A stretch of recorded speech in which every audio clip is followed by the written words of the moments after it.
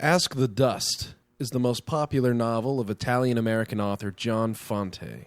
First published in 1939 and set during the Great Depression era in Los Angeles, it is one of a series of novels featuring the character Arturo Bandini as Fante's alter ego. The novel is widely regarded as an American classic, regularly on college syllabi for an American literature.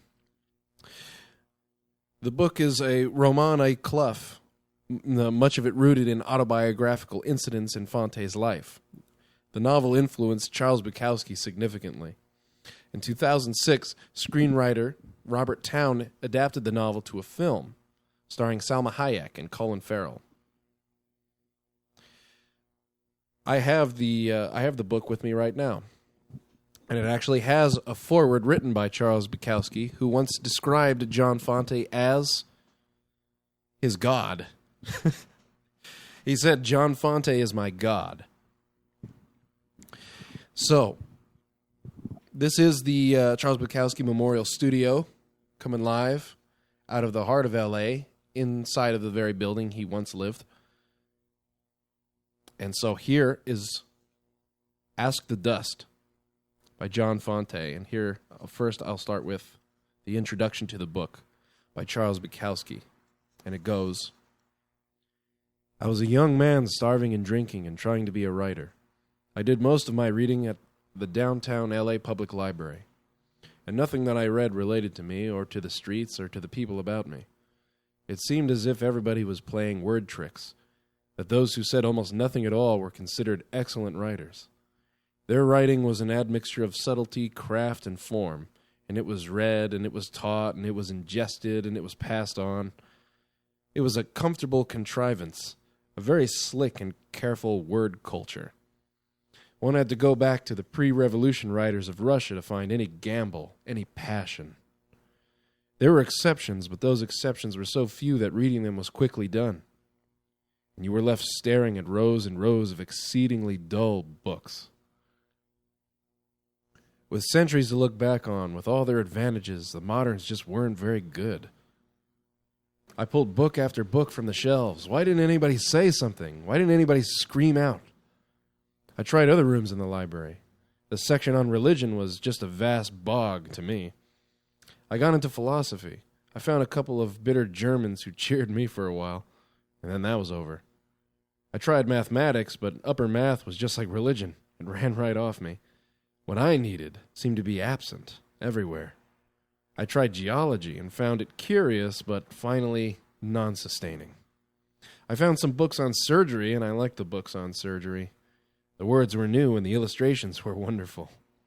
I particularly liked and memorized the operation on the mesocolon. Then I dropped out of surgery, and I was back in the big room with the novelists and the short story writers. When I had enough cheap wine to drink, I never went to the library. A library was a good place to be when you had nothing to drink or to eat, and the landlady was looking for you and for the back rent money. In the library, at least you had the use of the toilet facilities. I saw quite a number of other bums in there, most of them asleep on top of their books. I kept on walking around the big room, pulling the books off shelves, reading a few lines, a few pages, and putting them back. Then one day I pulled a book down and opened it, and there it was. I stood for a moment, reading. Then, like a man who had found gold in the city dump, I carried the book to a table. The lines rolled easily across the page. There was a flow. Each line had its own energy, and was followed by another like it. The very substance of each line gave the page a form, a feeling of something carved into it. And here at last was a man who was not afraid of emotion. The humor and the pain were intermixed with a superb simplicity. The beginning of that book was a wild and enormous miracle to me. I had a library card. I checked the book out, took it to my room, climbed in my bed, and read it. And I knew long before I had finished that here was a man who had evolved a distinct way of writing. The book was Ask the Dust, and the author was John Fante. He was to be a lifetime influence on my writing. I finished Ask the Dust and looked for other books of Fante's in the library. I found two, Dago Red and Wait Until Spring, Bandini. They were of the same order, written of and from the gut and the heart.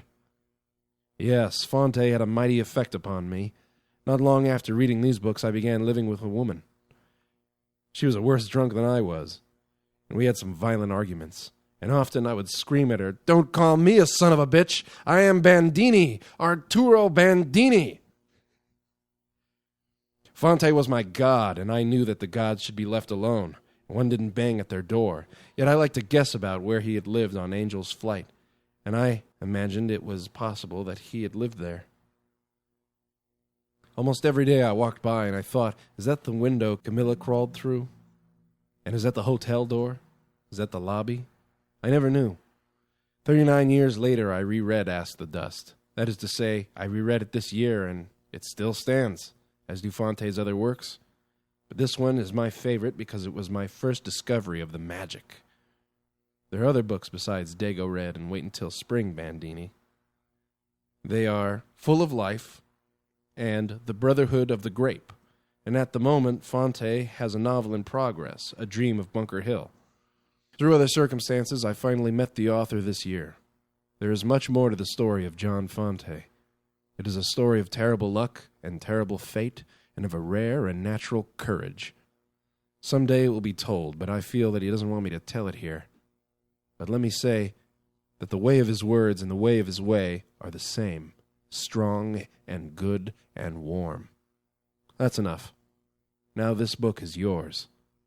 Charles Bukowski, May 6, 1979. And Ask the Dust by John Fante. One night I was sitting on the bed in my hotel room on Bunker Hill, down in the very middle of Los Angeles. It was an important night in my life because I had to make a decision about the hotel.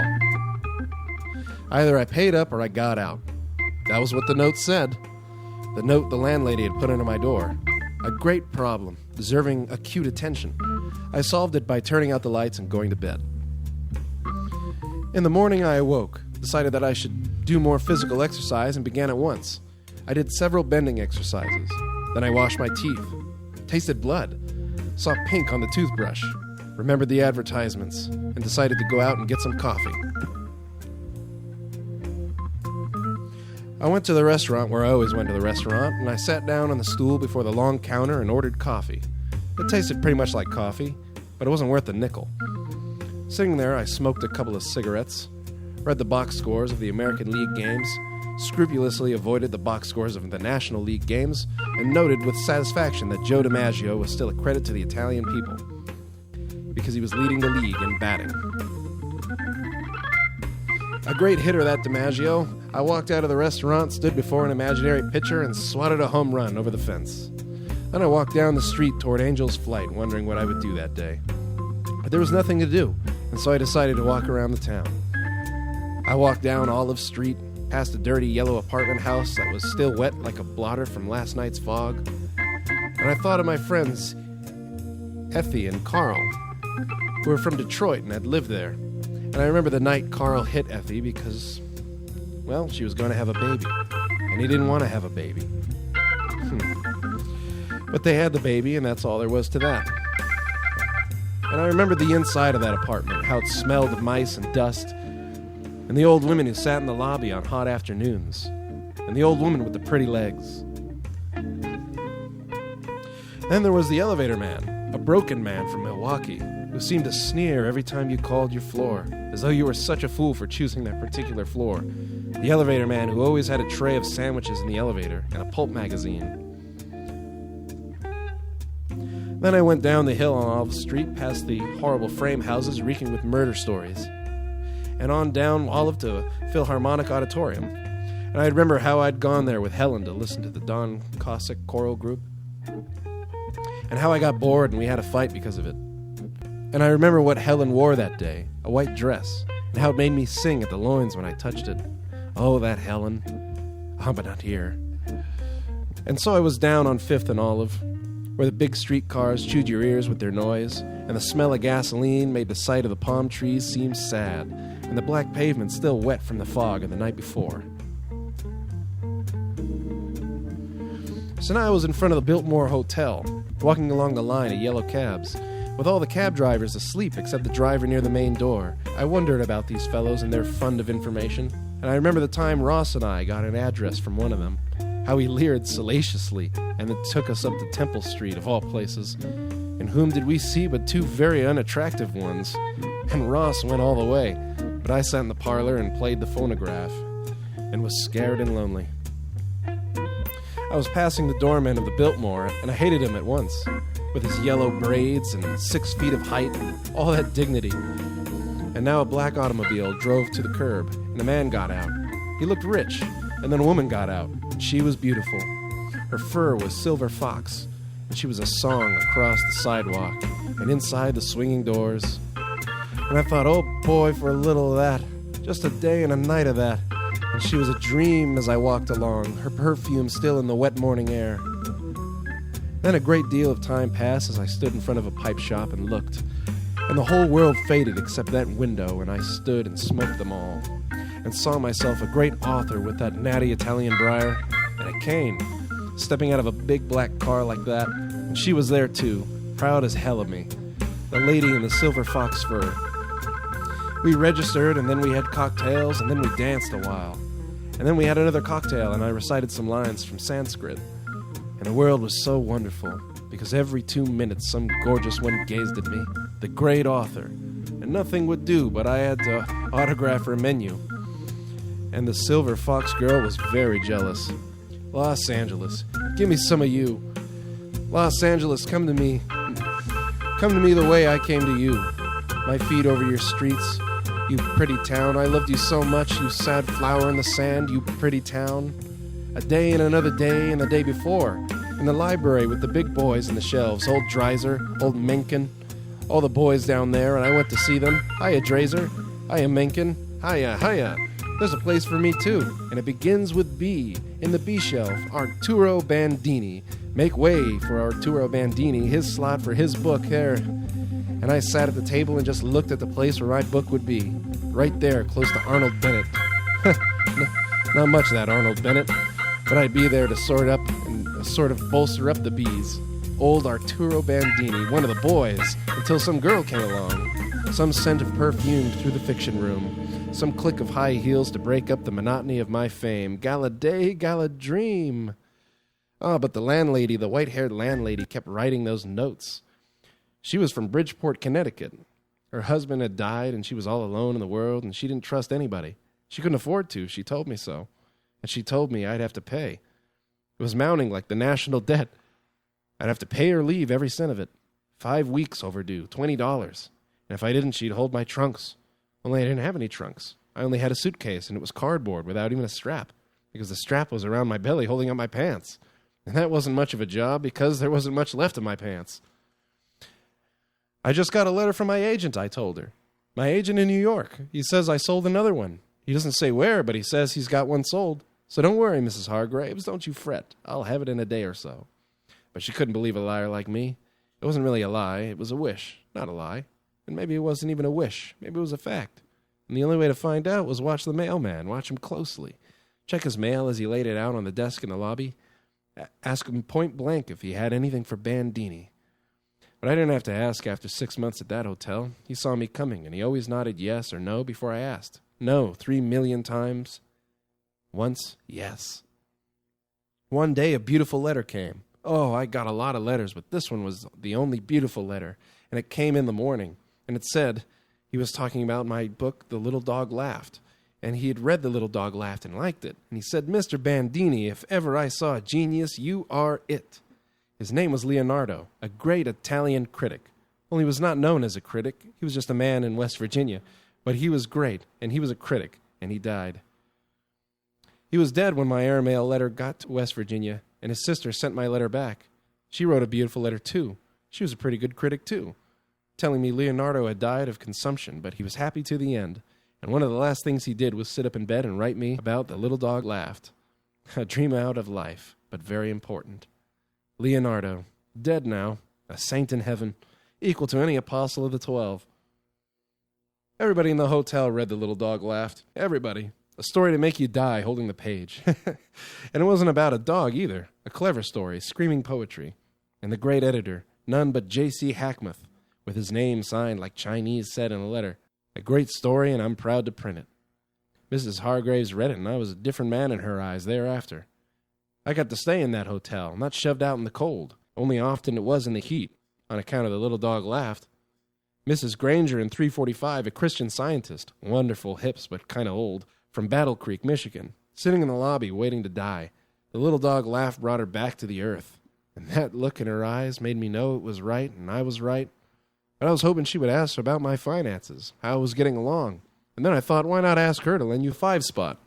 But I didn't, and I walked away, snapped my fingers in disgust. The hotel was called the Alta Loma. It was built on a hillside in reverse, there on the crest of Bunker Hill, built against the decline of the hill, so that the main floor was on the level with the street, but the 10th floor was downstairs 10 levels. If you had a room on 862, you got in the elevator, went down 8 floors. If you wanted to go down into the truck room, you didn't go down, but up to the attic, 1 floor above the main floor. And here is Jimmy Smith, Tain't No Use, from the album I'm Moving On. Jimmy Smith was a jazz organist. I'm Moving On was an album he made in 1963, but it wasn't released until 1967. This is very good John Fante music. I'll finish up the chapter. Oh, for a Mexican girl. I used to think of her all the time, my Mexican girl. I don't have one, but the streets were full of them. The plaza and Chinatown were afire with them. And in my fashion, they were mine. This one and that one. And someday, when another check came, it would be a fact. Meanwhile, it was free, and they were Aztec princesses and Mayan princesses. The Peon girls in the Grand Central Market, in the Church of Our Lady. And I even went to Mass to look at them. That was sacrilegious conduct, but it was better than not going to Mass at all. So that when I wrote home to Colorado to my mother, I could write with truth. Dear Mother, I went to Mass last Sunday. Down in the Grand Central Market, I bumped into the princesses accidentally on purpose. It gave me a chance to speak to them. And I smiled and said, excuse me. Those beautiful girls, so happy when you acted like a gentleman and all that. Just to touch them and carry the memory of it back to my room, where dust gathered upon my typewriter and Pedro the mouse sat in his hole, his black eyes watching me through that time of dream and reverie. Pedro the mouse, a good mouse, but never domesticated, refusing to be petted or housebroken. I saw him the first time I walked into my room, and that was during my heyday, when Little Dog Laughed was in the current August issue. It was 5 months ago, the day I got to town by bus from Colorado, with $150 in my pocket and big plans in my head. I had a philosophy in those days. I was a lover of man and beast alike, and Pedro was no exception. But cheese got expensive. Pedro called all his friends. The room swarmed with them, and I had to quit it and feed them bread. They didn't like bread. I had spoiled them, and they went elsewhere. All but Pedro, the ascetic, was content to eat the pages of an old Gideon Bible. Ah, that first day. Mrs. Hargraves opened the door to my room, and there it was, with a red carpet on the floor, pictures of the English countryside on the walls, and a shower adjoining. The room was down on the 6th floor, room 678, up near the front of the hill, so that my window was on a level with the green hillside, and there was no need for a key, for the window was always open. Through that window I saw my first palm tree, not 6 feet away. And sure enough, I thought of Palm Sunday in Egypt and Cleopatra. But the palm was blackish at its branches, stained by carbon monoxide coming out of the 3rd Street tunnel. Its crusted trunk choked with the dust and sand that blew in from the Mojave and the Santa Ana deserts. Dear Mother, I used to write home to Colorado, Dear Mother, things are definitely looking up. A big editor was in town and I had lunch with him, and we have signed a contract for a number of short stories. But I won't try to bore you with all the details, Dear Mother, because I know you're not interested in writing, and I know Papa isn't. But it levels down to a swell contract. Only it doesn't begin for a couple of months. So send me $10, Mother. Send me $5, Mother dear, because the editor, I tell you his name, only I know you're not interested in such things, is all set to start me out on the biggest project he's got. Dear Mother, and dear Hackmuth, the great editor. They got most of my mail. Practically all of my mail. Old Hackmuth with his scowl and his hair parted in the middle. Great Hackmuth with a pen like a sword. This picture was on my wall, autographed with his signature that looked like Chinese. "Hiya, Hackmouth," I used to say. "Jesus, how you can write." Then the lean days came.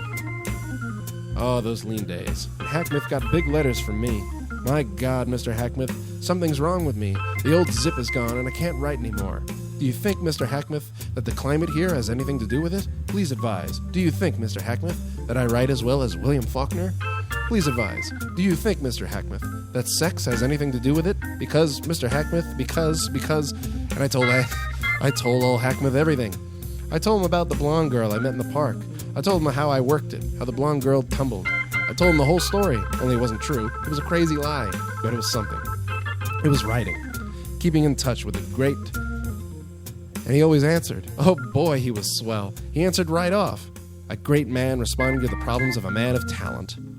Nobody got that many letters from Hackmouth, nobody but me. And I used to take them out and read them over and kiss them. I'd stand before Hackmouth's picture crying out of both eyes, telling me he picked a good one this time, a great one, a Bandini, Arturo Bandini. Me. The lean days of determination.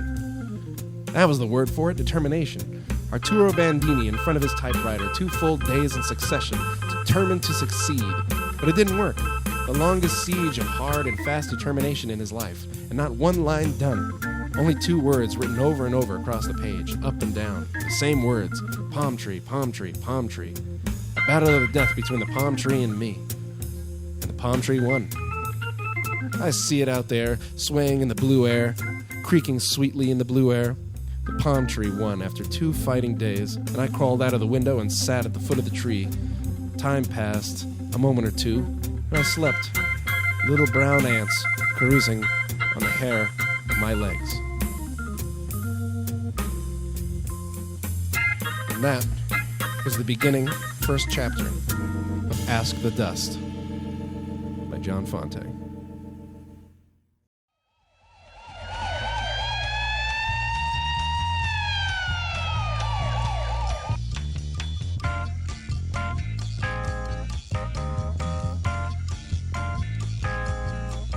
All right, one more chapter before we go. This is Melvin Van Peebles, the Sweetback theme, also known as Sweet Sweetback's Badass Song. Chapter 2, Ask the Dust. I was 20 then. What the hell, I used to say. Take your time, Bandini. You got 10 years to write a book, so take it easy. Get out and learn about life. Walk the streets. That's your trouble. Your ignorance of life. Why, my God, man, do you realize you've never had any experience with a woman? Oh, yes, I have. Oh, I've had plenty.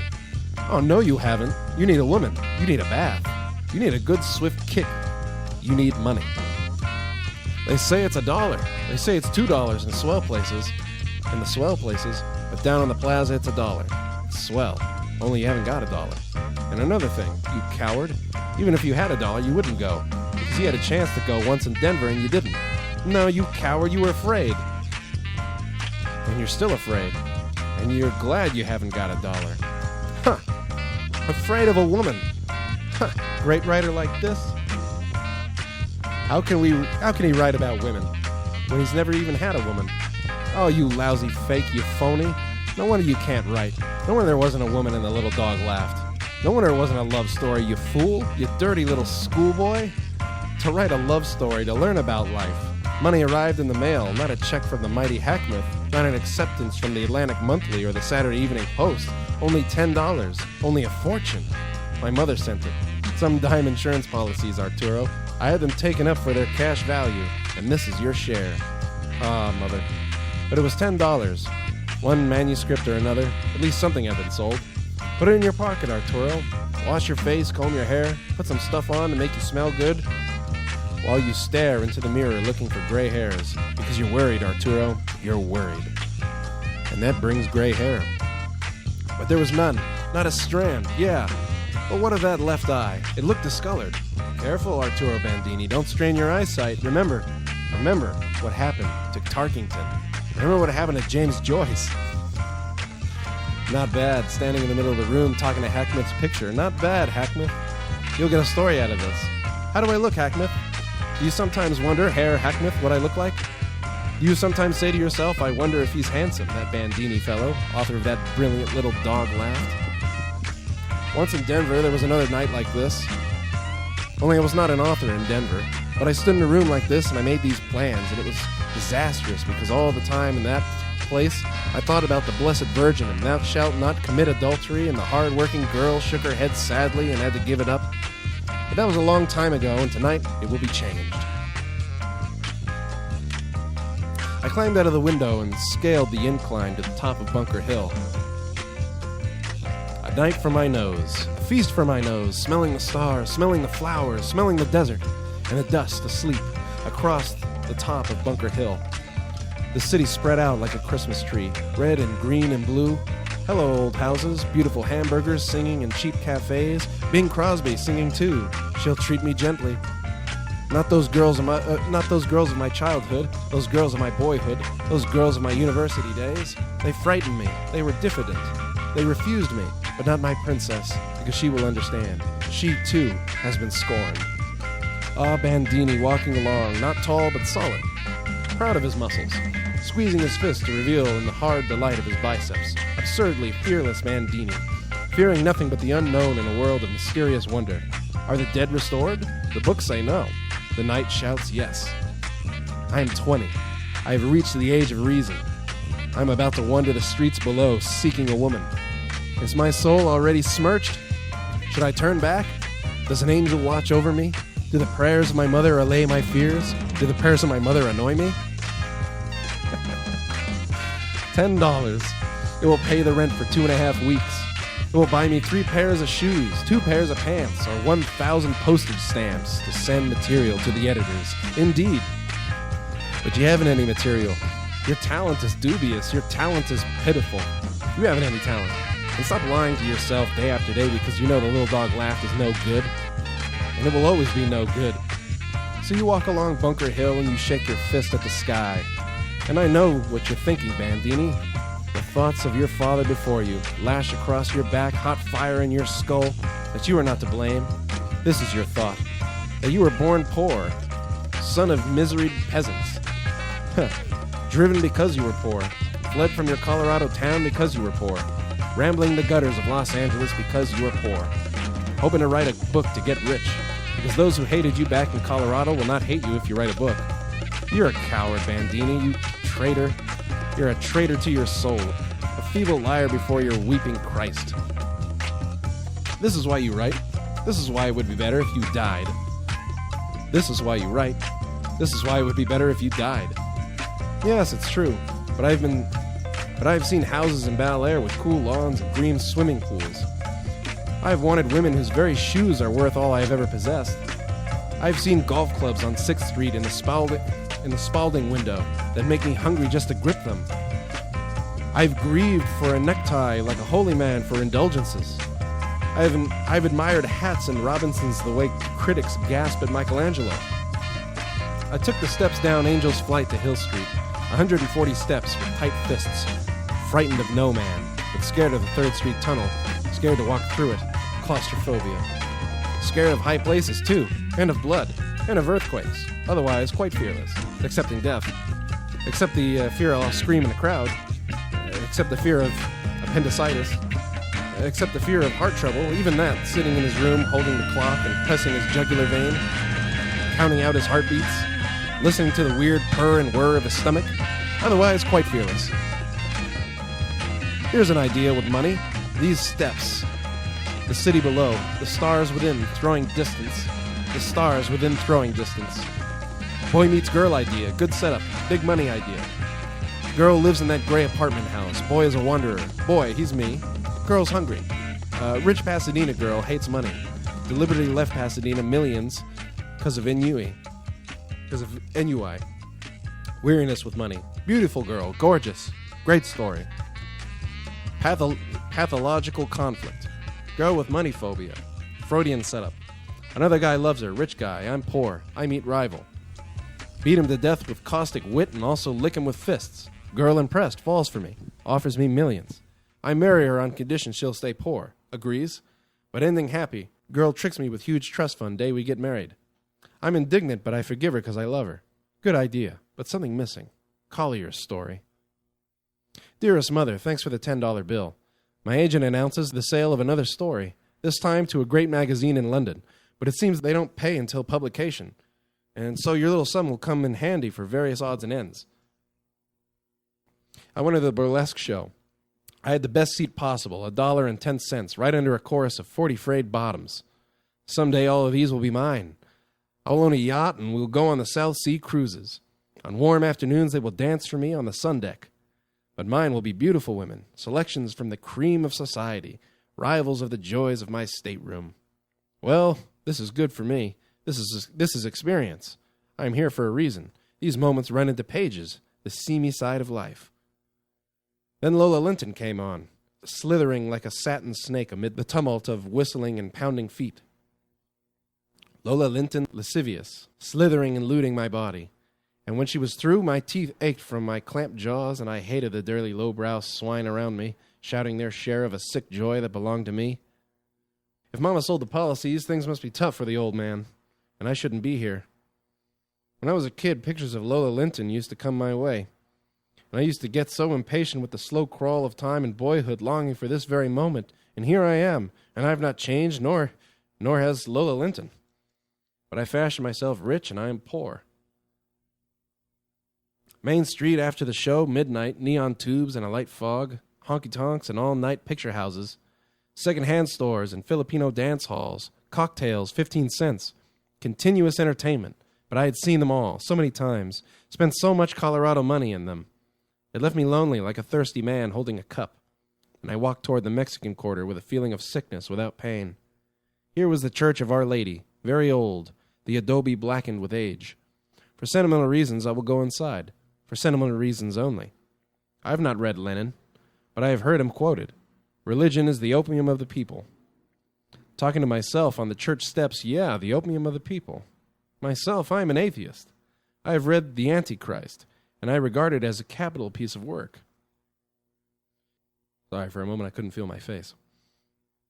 Myself, I am an atheist. I have read The Antichrist, and I regard it as a capital piece of work. I believe in the transvaluation of values, sir. The church must go. It is the haven of the boobobacy, or the boobacy, boobocy, of boobs and bounders and all Brummagem mountebanks. I pulled the huge door open and it gave a little cry like weeping. Above the altar sputtered the blood-red eternal light, illuminating in crimson shadow the quiet of almost 2,000 years. It was like death, but I could remember screaming infants at baptism, too. I knelt. That was habit, this kneeling. I sat down. Better to kneel, for the sharp bite at the knees was a distraction from the awful quiet. A prayer. Sure, one prayer. For sentimental reasons. Almighty God, I'm sorry I am now an atheist, but have you read Nietzsche? Ah, such a book. Almighty God, I'll play fair in this. I'll make you a proposition. Make a great writer out of me, and I will return to the church. And please, dear God, one more favor. Make my mother happy. I don't care about the old man. He's got his wine and his health. But my mother worries so. Amen. I closed the weeping door and stood on the steps, the fog like a huge white animal everywhere, the plaza like our courthouse back home, snowbound in white silence. But all sounds traveled swift and sure through the heaviness, and the sound I heard was the click of high heels. A girl appeared. She wore an old green coat, her face molded in a green scarf tied under the chin. On the stairs stood Bandini. "Hello, honey," she said, smiling, as though Bandini were her husband or her lover. Then she came to the first step and looked up at him. "How about it, honey? Want me to show you a good time?" "Bold lover, bold and brazen Bandini." "Nah," he said. "No thanks, not tonight." He hurried away, leaving her looking after him, speaking words he lost in flight. He walked half a block. He was pleased. At least she had asked him. At least she had identified him as a man. He whistled a tune from sheer pleasure. Man about town has universal experience. Noted writer tells of night with woman on the streets. Arturo Bandini, famous writer, reveals experience with Los Angeles prostitute. Critics acclaim book finest written. Bandini, being interviewed prior to departure for Sweden. My advice to all young writers is quite simple. I would caution them never to evade a new experience. I would urge them to live life in the raw, to grapple with it bravely, to attack it with naked fists. Reporter: "Mr. Bandini, how did you come to write this book which won you the Nobel Award?" Bandini: The book is based on a true experience which happened to me one night in Los Angeles. Every word of that book is true. I lived that book. I experienced it. Enough. I saw it all. I turned and walked back toward the church. The fog was impenetrable. The girl was gone. I walked on. Perhaps I could catch up with her. At the corner, I saw her again. She stood talking to a tall Mexican. They walked, crossing the street and entered the plaza. I followed. My God, a Mexican. Women like that should draw the color line. I hated him, the spick, the greaser. They walked under the banana trees in the plaza, their feet echoing in the fog. I heard the Mexican laugh. Then the girl laughed. They crossed the street and walked down an alley that was the entrance to Chinatown. The oriental neon signs made the fog pinkish. At a rooming house next door to a chop suey restaurant, they turned and climbed the stairs. Across the street upstairs, a dance was in progress. Along the little street on both sides, yellow cabs were parked, and I leaned against the front fender of the cab in front of the rooming house and waited. I lit a cigarette and waited. Until hell freezes over, I will wait. Until God strikes me dead, I will wait. A half hour passed. There were sounds on the steps. The door opened. The Mexican appeared. He stood in the fog, lit a cigarette, and yawned. Then he smiled absently, shrugged, and walked away, the fog swooping upon him. Go ahead and smile, you stinking greaser. What have you got to smile about? You come from a bashed and a busted race. And just because you went to the room with one of our white girls, you smile. You think you would have had a chance had I accepted on the church steps? A moment later, the steps sounded, the slick click of her heels, and the girl stepped into the fog. The same girl, the same green coat, the same scarf. She saw me and smiled. Hello, honey. Want to have a good time? Easy now, Bandini. Oh, I said, maybe not. What you got? Come up and see, honey. Stop sniggering, Arturo. Be suave. Come on. I might come up, I said, and then I might not. Ah, honey, come on. The thin bones of her face, the odor of sour wine from her mouth, the awful hypocrisy of her sweetness, the hunger of money in her eyes. Bandini speaking. Well, what's the price these days? She took my arm, pulled me toward the door, but gently. You come on up, honey. We'll talk about it up there. I'm really not very hot, said Bandini. I just came from a wild party. Hail Mary full of grace, walking up the stairs. I can't go through with it. I've got to get out of it. The hall's smelling of cockroaches, a yellow light at the ceiling. You're too aesthetic for all this. The girl holding my arm. There's something wrong with you, Arturo Bandini. You're a misanthrope. Your whole life is doomed to celibacy. You should have been a priest. Father O'Leary talking that afternoon, telling us the joys of denial. And my own mother's money, too. Oh, Mary, conceived without sin, pray for us who have recourse to thee. Until we get to the top of the stairs and walk down a dusty dark hall to a room at the end, where she turned out the light and we were inside. A room smaller than mine, carpetless, without pictures, a bed, a table, a washstand. She took off her coat. There was a blue print dress underneath. She was bare-legged. She took off the scarf. She was not a real blonde. Black hair grew at the roots. Her nose was crooked slightly. Bandini on the bed put himself there with an air of casualness, like a man who knew how to sit on a bed. Bandini, nice place you got here. My God, I had to get out of here. This is terrible. The girl sat beside me, put her arms around me, pushed her breasts against me, kissed me, flecked my teeth with a cold tongue. I jumped to my feet. Oh, think fast, my mind, dear mind of mine, please get me out of this, and I will never happen again. From now on, I will return to church. Beginning this day, my life shall run like sweet water. The girl lay back, her hands behind her neck, her legs over the bed. I shall smell lilacs in Connecticut, no doubt, before I die, and see the clean, white, small, reticent churches of my youth, the pasture bars I broke to run away. Look, I said, I want to talk to you. She crossed her legs. I'm a writer, I said. I'm gathering material for a book. I knew you were a writer, she said, or a businessman or something.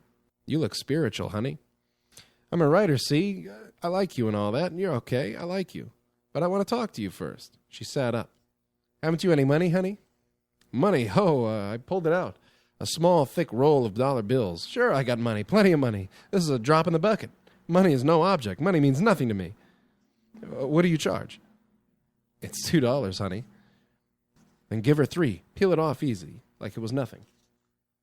Smile and hand it to her, because money is no object. There's more where this came from.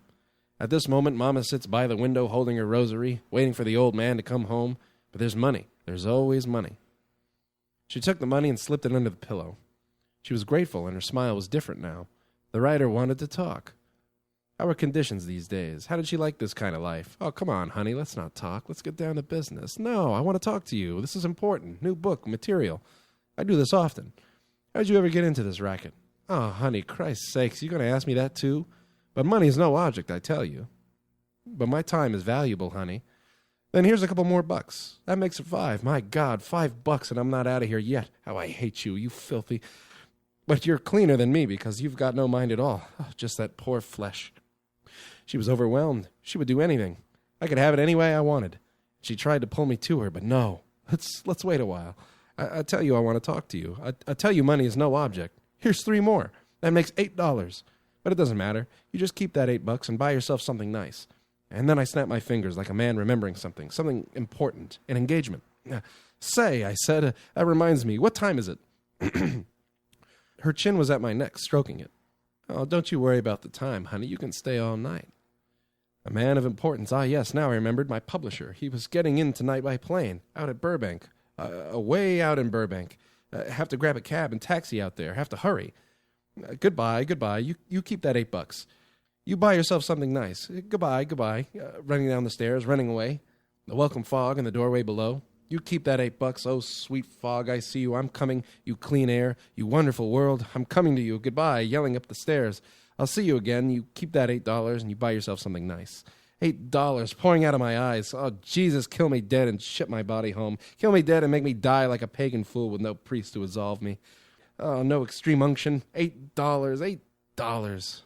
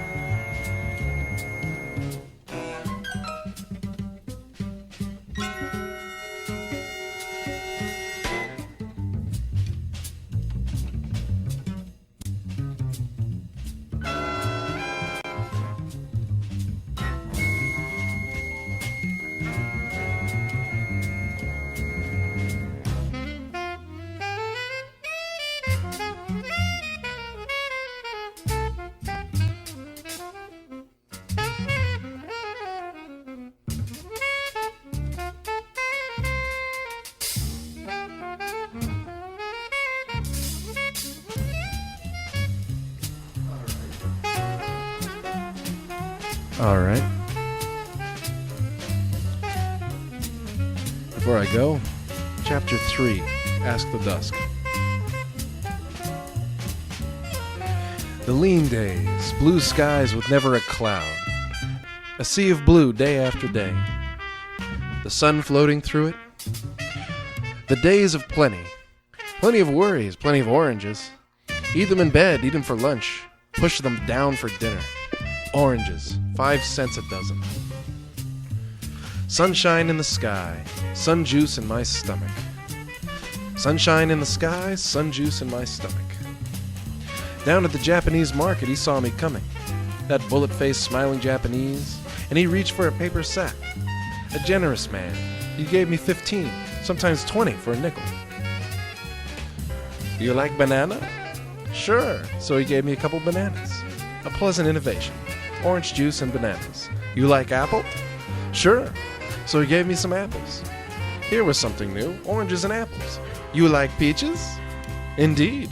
And I carried the brown sack back to my room. An interesting innovation. Peaches and oranges. My teeth tore them to pulp, the juices skewering and whimpering at the bottom of my stomach. It was so sad down there in my stomach. There was much weeping, and little gloomy clouds of gas pinched my heart. My plight drove me to the typewriter. I sat before it, overwhelmed with grief for Arturo Bandini. Sometimes an idea floated harmlessly through the room. It was like a white bird. It meant no ill will. It only wanted to help me, the dear little bird. But I would strike at it, hammer it out across the keyboard, and it would die on my hands. What could be the matter with me? When I was a boy, I had prayed to St. Teresa for a new fountain pen. My prayer was answered. Anyway, I did get a new fountain pen. Now I prayed to St. Teresa again. Please, sweet and lovely saint, give me an idea. But she had deserted me. All the gods have deserted me. And like Heisman's, I stand alone. My fists clenched, tears in my eyes. If someone only loved me, even a hug, even a mouse. But that too belonged to the past. Even Pedro had forsaken me now that the best I could offer him was orange peel. I thought of home, of spaghetti swimming in rich tomato sauce, smothered in Parmesan cheese, of Mama's lemon pies, of lamb roasts and hot bread. And I was so miserable that I deliberately sank my fingernails into the flesh of my arm until a spot of blood appeared. It gave me great satisfaction. I was God's most miserable creature, forced even to torturing myself. Surely upon this earth no grief was greater than mine. Hackmouth must hear of this, mighty Hackmouth, who fostered genius in the pages of his magazine. Dear Mr. Hackmouth, I wrote, describing the glorious past. Dear Hackmouth, page upon page, the sun, a ball of fire in the west, slowly strangling in a fog bank rising off the coast. There was a knock on my door, but I remained quiet because it might be that woman after her lousy rent. Now the door opened and a bald, bony, bearded face appeared. It was Mr. Helfrich, who lived next door. Mr. Helfrich was an atheist, retired from the army, living on a meager pension, scarcely enough to pay his liquor bills, even though he purchased the cheapest gin on the market. He lived perpetually in a gray bathrobe without a cord or button, and though he made a pretense at modesty, he really didn't care, so that his bathrobe was always open and you saw much hair and bones underneath. Mr. Helfrich had red eyes, because every afternoon, when the sun hit the west side of the hotel, he slept with his head out the window, his body and legs inside. He had owed me 15 cents my first day at the hotel, but after many futile attempts to collect it, I'd given up hope of ever possessing the money again. This had caused a breach between us, so I was surprised when his head appeared inside my door. He squinted secretively, pressed a finger to his lips, and shushed me to be quiet, even though I hadn't said a word. I wanted him to know my hostility, to remind him that I had no respect for a man who failed to meet his obligations. Now he closed the door quietly and tiptoed across the room on his bony toes, his bathrobe wide open. "Do you like milk?" he whispered. I certainly did, and I told him so. Then he revealed his plan. The man who drove the Alden milk route on Bunker Hill was a friend of his. Every morning at 4, this man parked his milk truck behind the hotel and came up the back stairs to Helfrich's room for a drink of gin.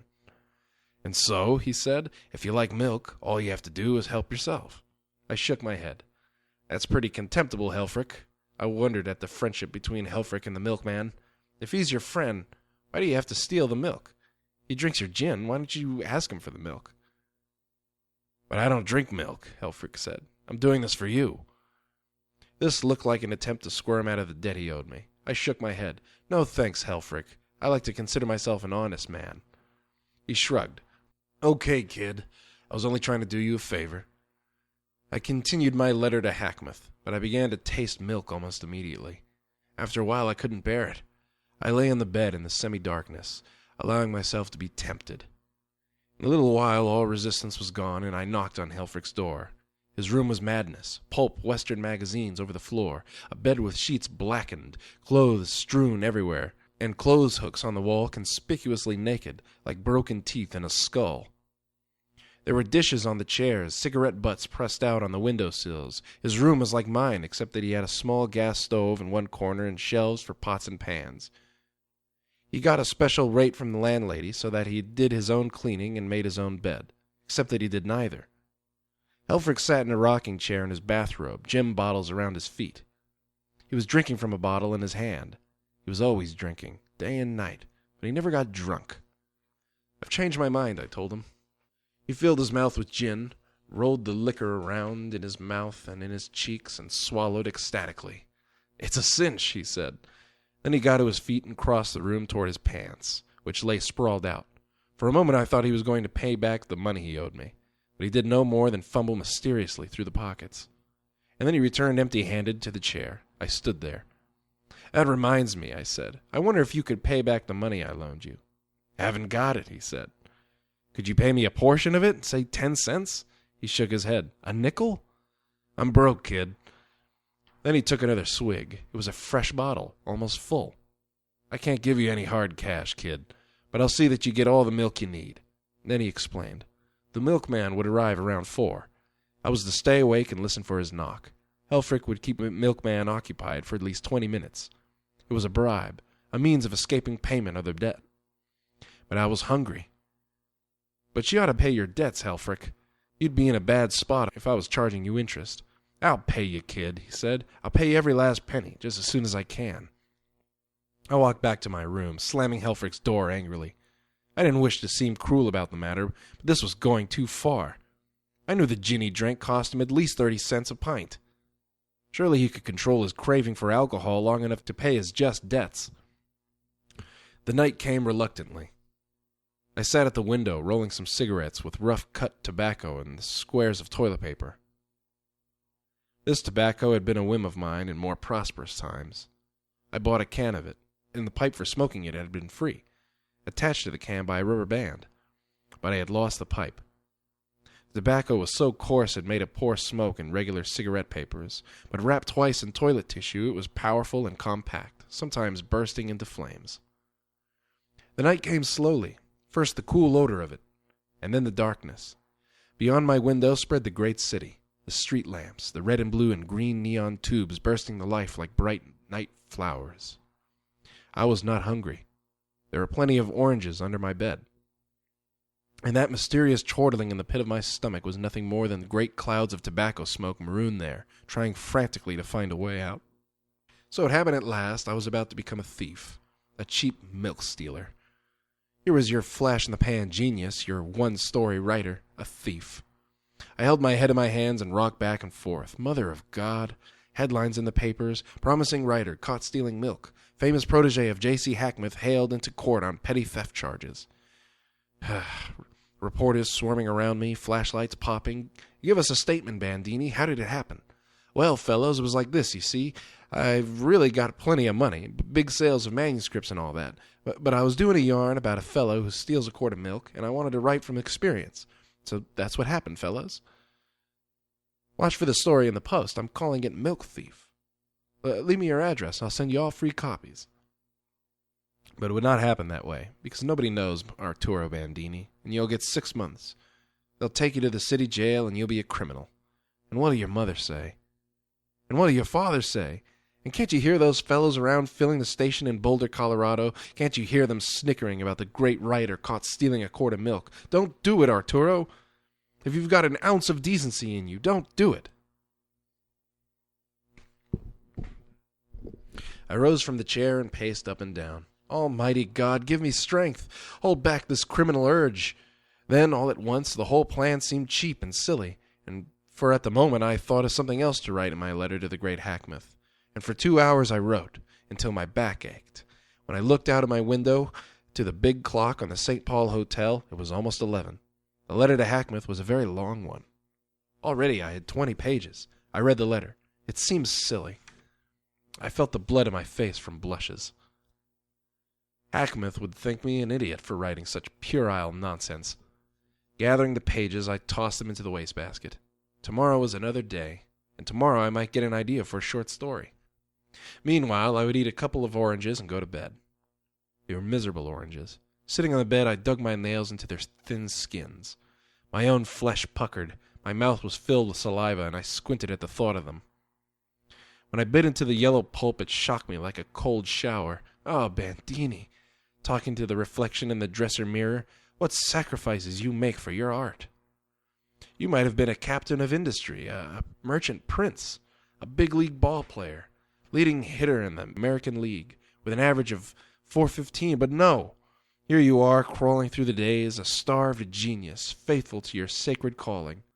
What courage you possess. I lay in bed, sleepless in the darkness. Mighty Hackmouth, what would he say to all this? He would applaud. His powerful pen would eulogize me in well-turned phrases. And after all, that letter to Hackmouth wasn't such a bad letter. I got up, dug it up from the wastebasket, and reread it. A remarkable letter, cautiously humored. Hackmouth would find it very amusing. It would impress upon him the fact that I was the self-same author of The Little Dog Laughed. There was a story for you. And I opened a drawer filled with copies of the magazine that contained the story. Lying on the bed, I read it again, laughing and laughing at the wit of it, murmuring in amazement that I had written it. Then I took to reading it aloud, with gestures, before the mirror. When I was finished, there were tears of delight in my eyes, and I stood before the picture of Hackmouth, thanking him for recognizing my genius.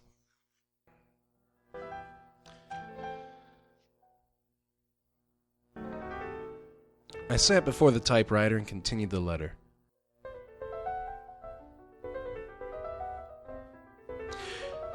The night deepened. The pages mounted. Ah, if all writing were as easy as a letter to Hackmouth. The pages piled up, 25, 30, until I looked down to my navel, where I detected a fleshy ring. The irony of it, I was gaining weight. Oranges were filling me out. At once I jumped up and did a number of setting up exercises. I twisted and writhed and rolled. Sweat flowed and breathing came hard. Thirsty and exhausted, I threw myself on the bed. A glass of cool milk would be fine now. At that moment I heard a knock on Helfrich's door, then Helfrich's grunt as someone entered. It could be no one but the milkman. I looked at the clock. It was almost 4. I dressed quickly. Pants, shoes, no socks, and a sweater. The hallway was deserted. Sinister in the red light of an old electric bulb, I walked deliberately, without stealth, like a man going to the lavatory down the hall. 2 flights of winding, irritable stairs, and I was on the ground floor. The red and white Alden milk truck was parked close to the hotel wall in the moon-drenched alley. I reached into the truck and got 2 full quart bottles firmly by their necks. They felt cool and delicious in my fist. A moment later, I was back in my room, the bottles of milk on the dresser table. They seemed to fill the room. They were like human things. They were so beautiful, so fat and prosperous. You, Arturo, I said, you lucky one. It may be the prayers of your mother. It may be that God still loves you, in spite of your tampering with atheists, but whatever it is, you're lucky. For old time's sake, I thought, and for old time's sake, I knelt down and said grace, the way we used to do in grade school, the way my mother taught us back home. Bless us, O Lord, in these thy gifts, which we are about to receive from thy most bountiful hands. Through the same Christ our Lord. Amen. And I added another prayer for good measure. Long after the milkman left Helfrich's room, I was still on my knees, a full half hour of prayers. Until I was ravenous for the taste of milk. Until my knees ached and a dull pain throbbed in my shoulder blades. When I got up, I staggered from cramped muscles, but it was going to be worthwhile. I took the toothbrush from my glass, opened one of the bottles, and poured a full glass. I turned and faced the picture of J.C. Hackmouth on the wall. To you, Hackmouth, Hooray for you. And I drank greedily, until my throat suddenly choked and contracted, and a horrible taste shook me. It was the kind of milk I hated. It was buttermilk. I spat it out, washed my mouth with water, hurried to look at the other bottle. It was buttermilk too. And that was chapter 3. Ask the Dust.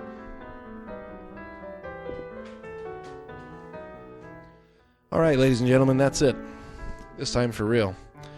I like to get the reading in while I'm at the studio, because I don't ever always get a chance to get here. You know what I'm saying? Winding it down. It's past midnight. Before I sign off, one thing I wanted to do while I was here, I'm going to continue on with the book that I was reading last time, Ask the Dust, by John Fante. I'm on chapter 4 right now, so I'm going to put This Is My Last Affair by the Meters. And then after this, I think it's time we all got some sleep.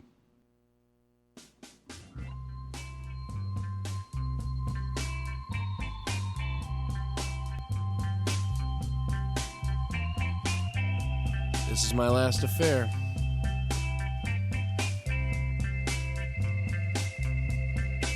Chapter 4. Down on Spring Street in the bar across the street from the second-hand store. There I was with my last nickel. I went there for a cup of coffee. An old-style place, sawdust on the floor, crudely drawn nudes smeared across the walls. It was a saloon where old men gathered, where the beer was cheap and smelled sour, where the past remained unaltered. I sat at one of the tables against the wall. I remember that I sat with my head in my hands. I heard her voice without looking up. I remembered what she said, "Can I get you something?" And I said something about coffee with cream. I sat there until the cup was before me. A long time I sat like that, thinking of the hopelessness of my fate. Oh, I was going to be thrown on the street. Didn't even have the money for rent. Couldn't get a book published.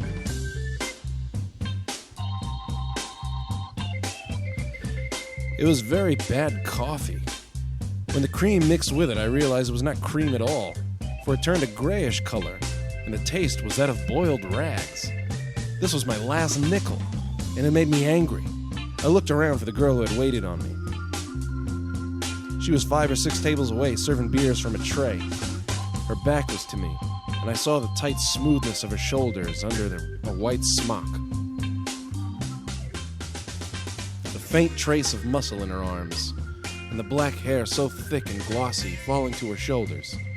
At last she turned around and I waved to her. She was only faintly attentive, widening her eyes in an expression of bored aloofness. Except for the contour of her face and the brilliance of her teeth, she was not beautiful. But at that moment she turned to smile at one of her old customers, and I saw a streak of white under her lips. Her nose was Mayan, flat with large nostrils. Her lips were heavily rouged, with the thickness of a negress's lips. She was a racial type, and as such she was beautiful. But she was too strange for me. Her eyes were at a high slant, her skin was dark but not black, and as she walked her breasts moved in a way that showed their firmness. She ignored me after that first glance. She went on to the bar, where she ordered more beer and waited for the thin bartender to draw it. As she waited, she whistled, looked at me vaguely, and went on whistling. I had stopped waving, but I made it plain I wanted her to come to my table. Suddenly she opened her mouth to the ceiling and laughed in a most mysterious fashion, so that even the bartender wondered at her laughter. Then she danced away, swinging the tray gracefully, picking her way through the tables to a group far down in the rear of the saloon. The bartender followed her with his eyes, still confused at her laughter, but I understood her laughter. It was for me. She was laughing at me. There was something about my appearance, my face, my posture, something about me sitting there that had amused her. And as I thought of it, I clenched my fist and considered myself with angry humiliation. I touched my hair. It was combed. I fumbled with my collar and tie. They were clean and in place. I stretched myself to the range of the bar mirror, where I saw what was certainly a worried and sallow face, but not a funny face, and I was very angry. I began to sneer, watching her closely, and sneered. She did not approach my table. She moved near it, even to the table adjacent, but she did not venture beyond that. Every time I saw the dark face, the black large eyes flashing their laughter, I set my lips to a curl that meant I was sneering. It became a game. The coffee cooled, grew cold. A scum of milk gathered over the surface, but I did not touch it. The girl moved like a dancer, her strong silk legs gathering bits of sawdust as her tattered shoes glided over the marble floor. Those shoes, they were huaraches. The leather thongs wrapped several times around her ankles. They were desperately ragged huaraches. The woven leather had become unraveled. When I saw them, I was very grateful, for it was a defect about her that deserved criticism. She was tall and straight-shouldered, a girl of perhaps 20, faultless in her way, except for her tattered huaraches.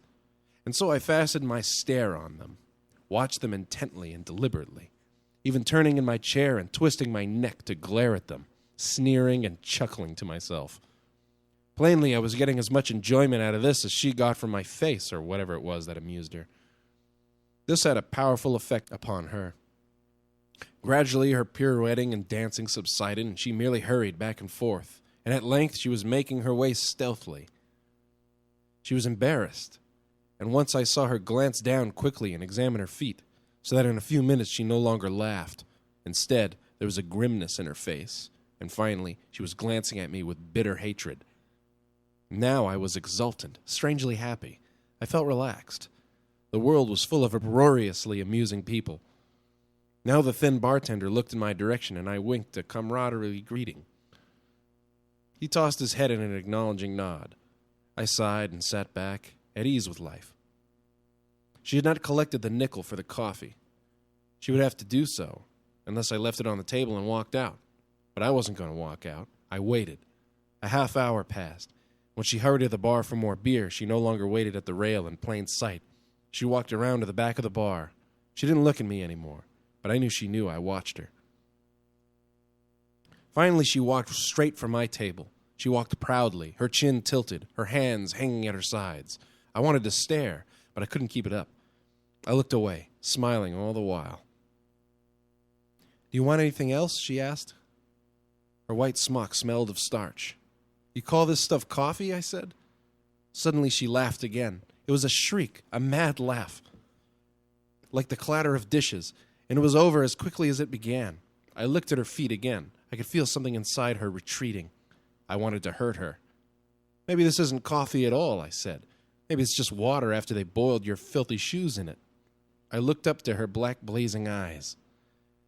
"Maybe you don't know any better. Maybe you're just naturally careless. But if I were a girl, I wouldn't be seen in a Main Street alley with those shoes." I was panting when I finished. Her thick lips trembled, and the fists in her pockets were writhing under the starched stiffness. "I hate you," she said. I felt her hatred. I could smell it, even hear it coming out of her, but I sneered again. "I hope so," I said. "There must be something pretty fine about a guy who rates your hatred." Then she said a strange thing. I remember it clearly. "I hope you die of heart failure," she said, "right there in that chair." It gave her keen satisfaction, even though I laughed. She walked away, smiling. She stood at the bar again, waiting for more beer, and her eyes were fastened on me, brilliant with her strange wish. And I was uncomfortable, but still laughing. Now she was dancing again, gliding from table to table with her tray, and every time I looked at her, she smiled her wish, until it had a mysterious effect on me, and I became conscious of my inner organism, of the beat of my heart and the flutter of my stomach. I felt that she would not come back to my table again, and I remember that I was glad of it, and that a strange restlessness came over me, so that I was anxious to get away from that place, and away from the range of her persistent smile. Before I left, I did something that pleased me very much. I took the 5 cents from my pocket and placed it on the table. Then I spilled half the coffee over it. She would have to mop up the mess with her towel. The brown ugliness spread everywhere over the table, and as I got up to leave, it was trickling up to the floor. At the door, I paused to look at her once more. She smiled the same smile. I nodded at the spilled coffee, and I tossed my fingers in a salute of farewell and walked into the street. Once more, I had a good feeling. Once more, it was as before. The world was full of amusing things.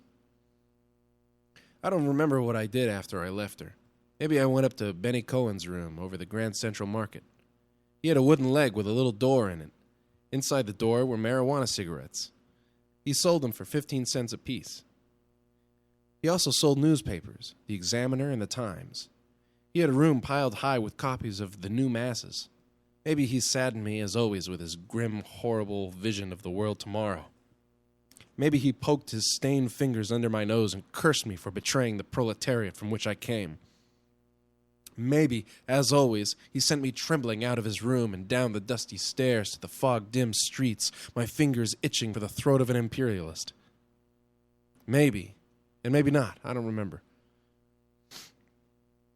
But I remember that night in my room, the lights of the St. Paul Hotel throwing red and green blobs across my bed as I lay and shuddered and dreamed of the anger of that girl, of the way she danced from table to table, and the black glance of her eyes. That I remember, even to forgetting I was poor and without an idea for a story. You'll have to excuse if I mess up a few times. It always sounds better in post. But this is my last affair. By the meters.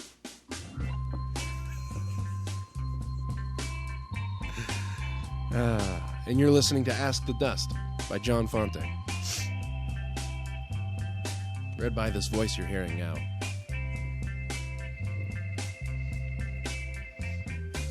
I looked for her early the next morning, 8 o'clock, and I was down on Spring Street.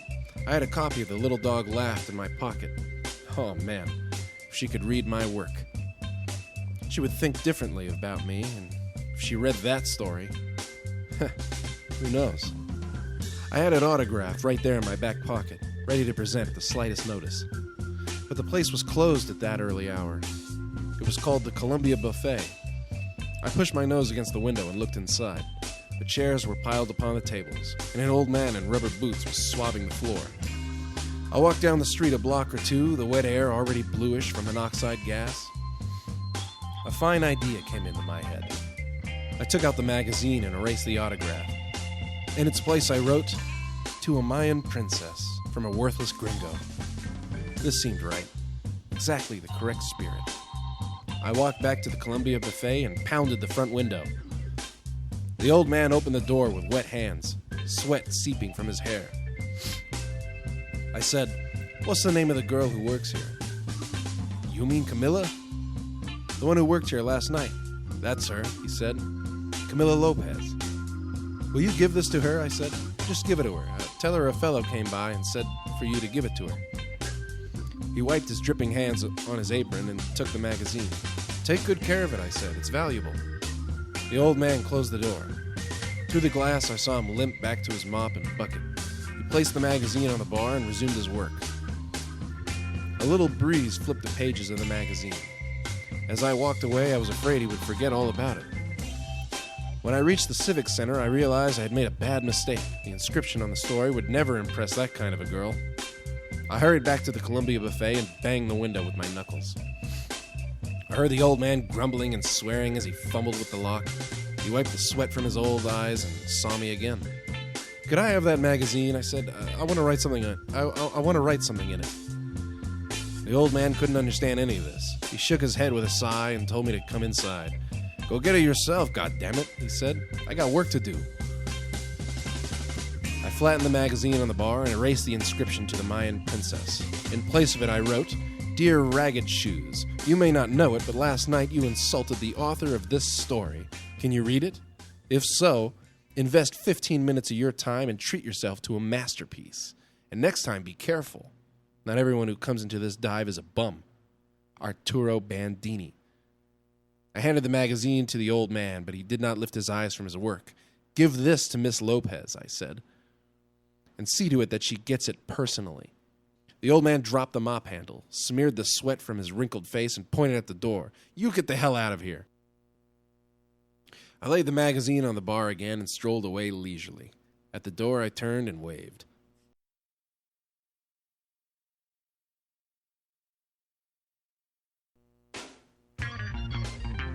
Chapter 5.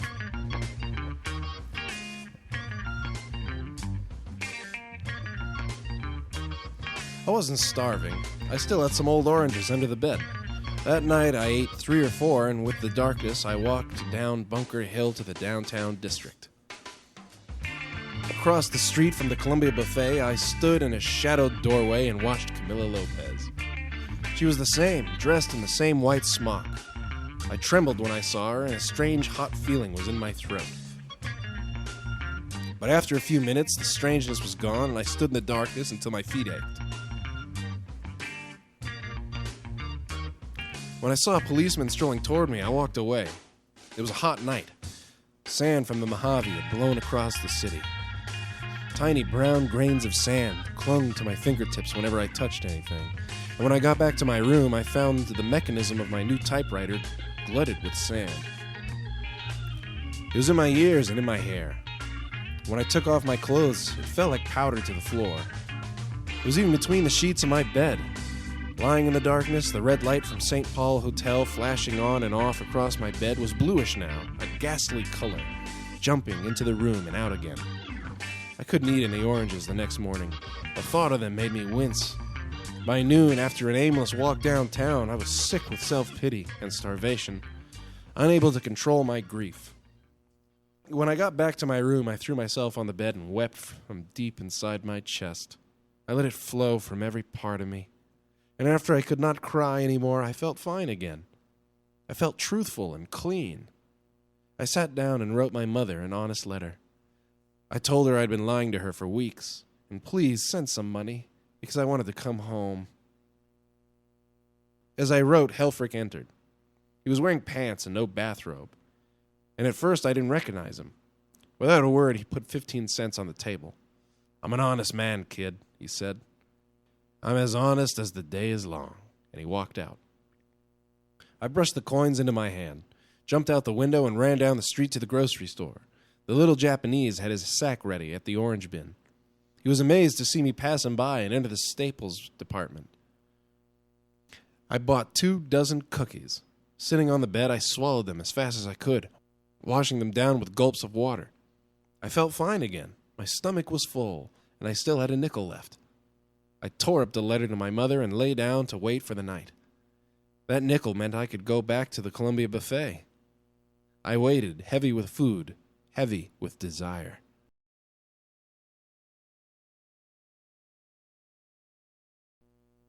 She saw me as I entered. She was glad to see me. I knew she was, because I could tell by the way her eyes widened. Her face brightened, and that tight feeling caught my throat. All at once I was so happy, sure of myself, clean and conscious of my youth. I sat at the same first table. Tonight there was music in the saloon, a piano and violin, 2 fat women with hard masculine faces and short haircuts. Their song was "Over the Waves," ta-da-da-da-da, and I watched Camilla dancing with her beer tray. Her hair was so black, so deep and clustered, like grapes hiding her neck. This was a sacred place, this saloon. Everything here was holy. The chairs, the tables, that rag in her hand, that sawdust under her feet. She was a Mayan princess, and this was her castle. I watched the tattered huaraches glide across the floor, and I wanted those huaraches. I would like them to hold in my hands against my chest when I fell asleep. I would like to hold them and breathe the odor of them. She did not venture near my table, but I was glad. "Don't come right away, Camilla. Let me sit here a while and accustom myself to this rare excitement. Leave me alone while my mind travels the infinite loveliness of your splendid glory.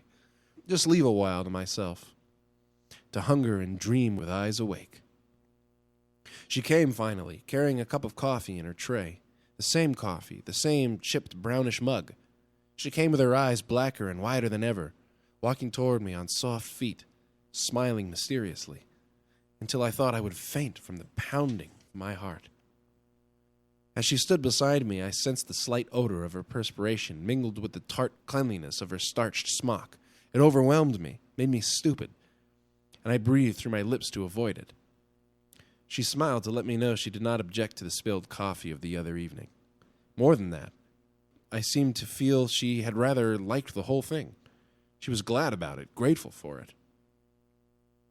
"I didn't know you had freckles," she said. "Oh, they don't mean anything," I said. "I'm sorry about the coffee." Everybody orders beer. We don't get many calls for coffee.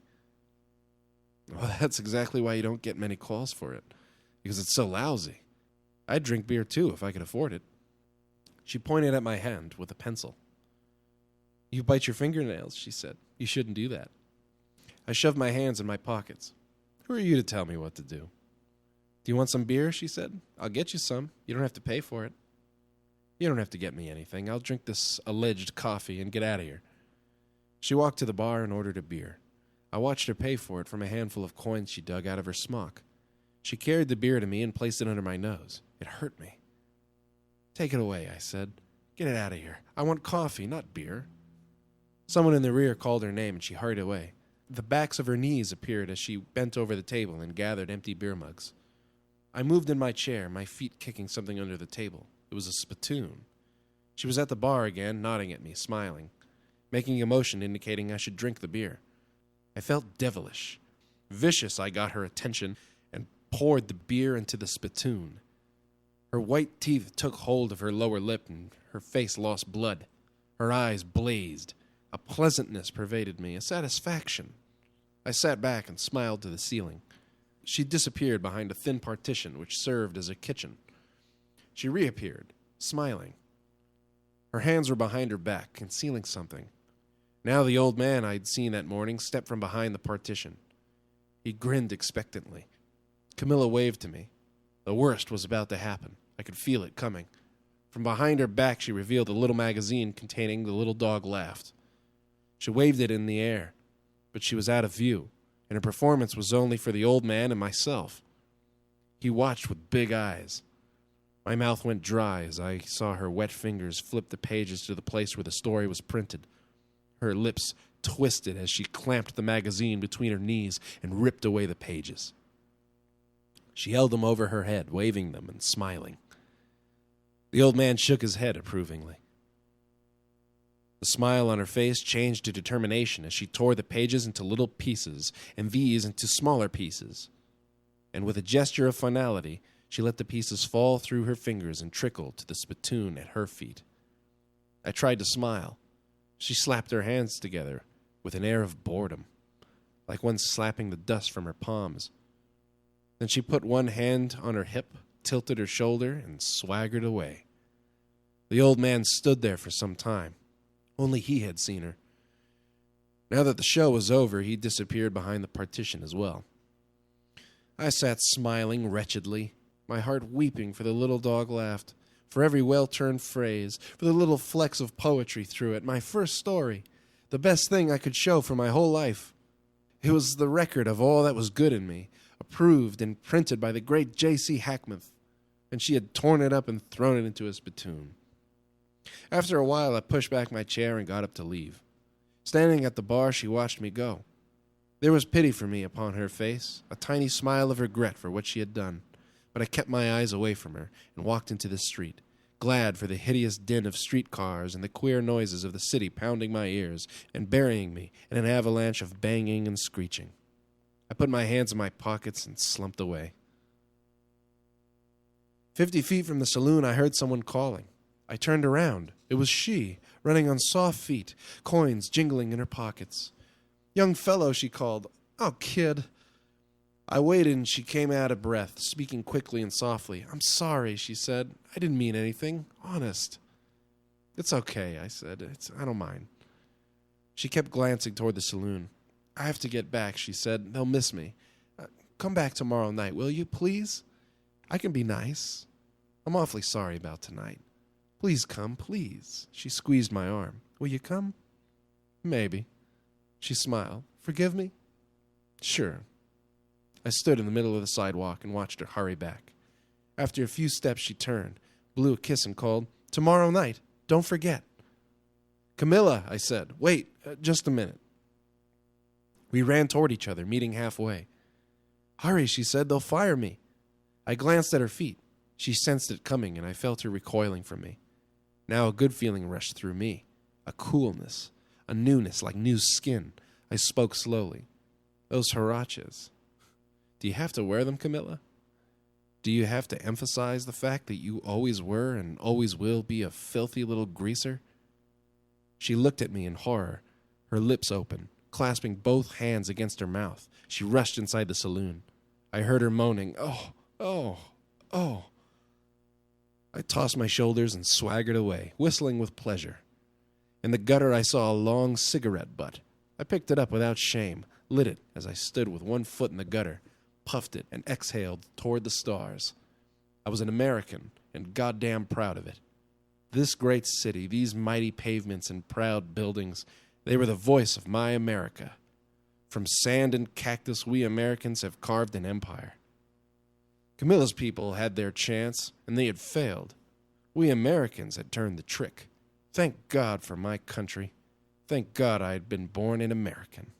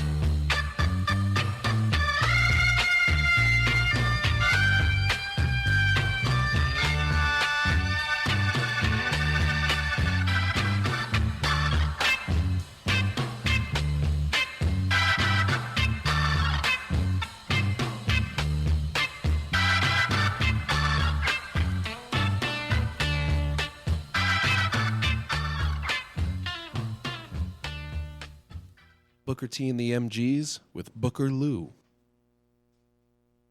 Chapter 6. I went up to my room, up the dusty stairs of Bunker Hill, past the soot-covered frame buildings along that dark street, sand and oil and grease choking the feudal palm trees, standing like dying prisoners, chained to a little plot of ground with black pavement hiding their feet. Dust and old buildings and old people sitting at windows, old people tottering out of doors, old people moving painfully along the dark street. The old folk from Indiana and Iowa and Illinois, from Boston and Kansas City and Des Moines. They sold their homes and their stores, and they came here by train and by automobile to the land of sunshine, to die in the sun, with just enough money to live until the sun killed them, tore themselves out by their roots in their last days, deserted the smug prosperity of Kansas City and Chicago and Peoria to find a place in the sun. And when they got here, they found that other and greater thieves had already taken possession, that even the sun belonged to the others, Smith and Jones and Parker, druggist, banker, baker, dust of Chicago and Cincinnati and Cleveland on their shoes, doomed to die in the sun, a few dollars in the bank, enough to subscribe to the Los Angeles Times, enough to keep alive the illusion that this was paradise, that their little papier-mâché homes were castles. The uprooted ones, the empty, sad folks, the old and the young folks, and the folks from back home. These were my countrymen. These were the new Californians. with their bright polo shirts and sunglasses. They were in paradise. They belonged. But down on Main Street, down on town in San Pedro, and for a mile on Lower 5th Street were the tens of thousands of others. They couldn't afford sunglasses or a 4-bit polo shirt, and they hid in the alleys by day and slunk off to flop houses by night. A cop won't pick you up for vagrancy in Los Angeles. Not if you wear a fancy polo shirt and a pair of sunglasses. But if there's dust on your shoes and that sweater you wear is thick like the sweaters they wear in the snow countries, he'll grab you. He'll grab you. He'll grab you. So get yourselves a polo shirt, boys, and a pair of sunglasses, and white shoes if you can. Be collegiate. It'll get you anyway, after a while. After big doses of the Times and the Examiner, you too will whoop it up for the sunny South. You'll eat hamburgers year after year and live in dusty, vermin-infested apartments and hotels. But every morning you'll see the mighty sun, the eternal blue of the sky, and the streets will be full of sleek women you will never possess. And the hot, semi-tropical nights will reek of romance you'll never have. But you'll still be in paradise, boys, in the land of sunshine. As for the folks back home, you can lie to them, because they hate the truth anyway. They won't have it. Because sooner or later, they want to come out to paradise too. You can't fool the folks back home, boys. They know what Southern California is like.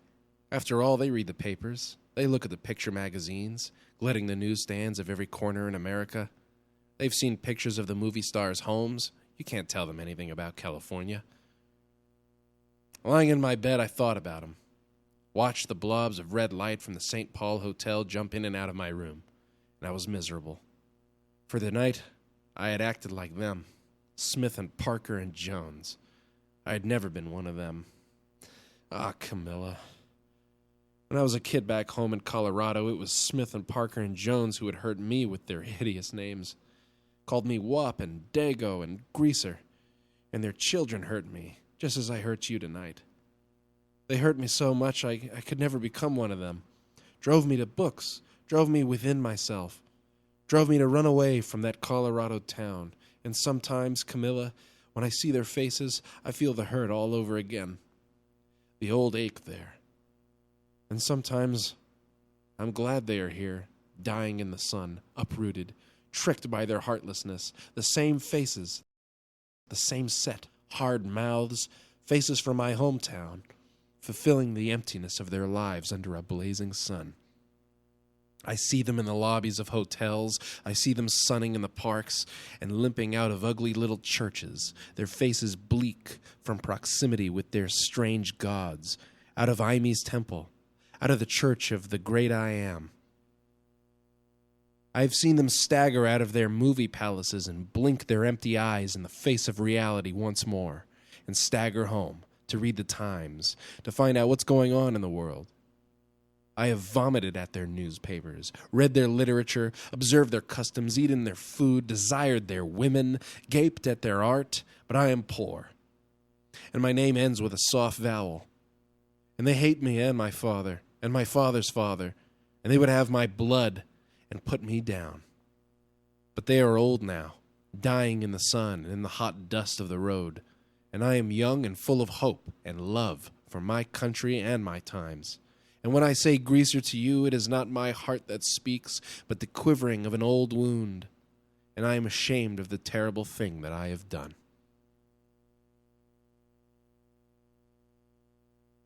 I am ashamed of the terrible thing I have done.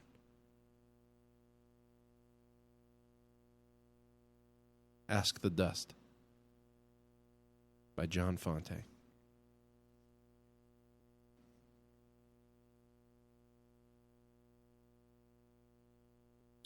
The Spinners. It's a shame.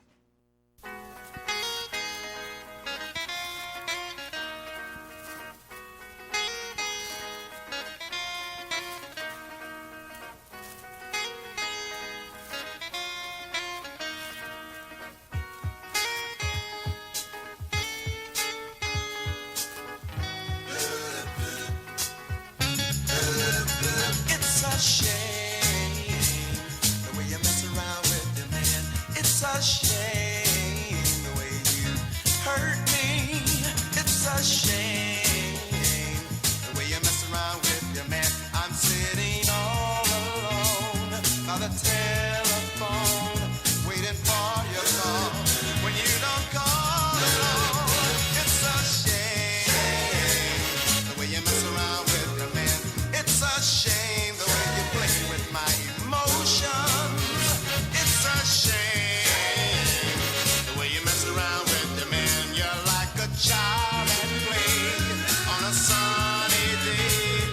that you play with love and then you throw it away. Why do you use me? Try to confuse me. How can you stand to be so cruel? Why don't you free me from this prison for some time? It's a shame the way you mess around with the man. It's a shame the way you hurt me. It's a shame the way you mess around with the man. I tried to stay with you, show your love so true, but you won't appreciate the love we try to make. Oh, it's got to be a shame.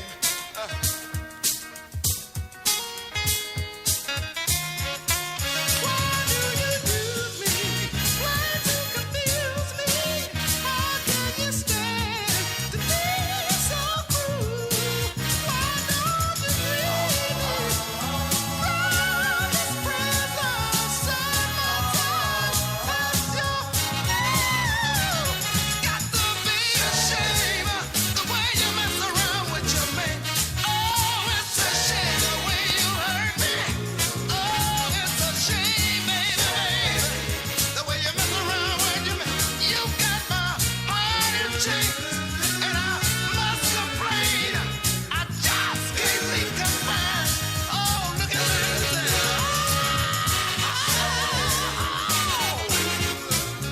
It's a shame. It's a shame the way you hurt me.